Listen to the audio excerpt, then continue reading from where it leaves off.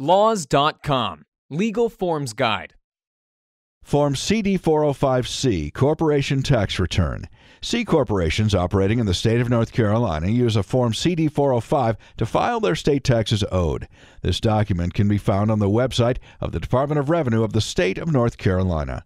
Step 1. Enter the fiscal year dates for which you are filing if not filing on a calendar year basis, your corporation's name, address, and tax identification number, gross receipts and sales, total assets per balance sheet, and fill in the ovals next to all applicable statements concerning your return, attached forms, and relationship to another corporation. Step 2. Compute your franchise tax owed in Section A. Step 3. Compute your corporate income tax owed in Section B, as well as any refund you may be owed. Step 4. Document your capital stocks, surplus, and undivided profits in Section C.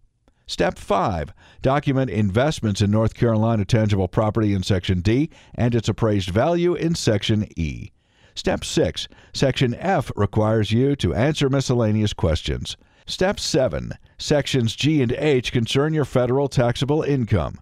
Step 8. Section I concerns donations made. Step 9. Section J is only for those who are filing an amended return to explain all changes. Step 10. Document your balance sheet per books in Section L.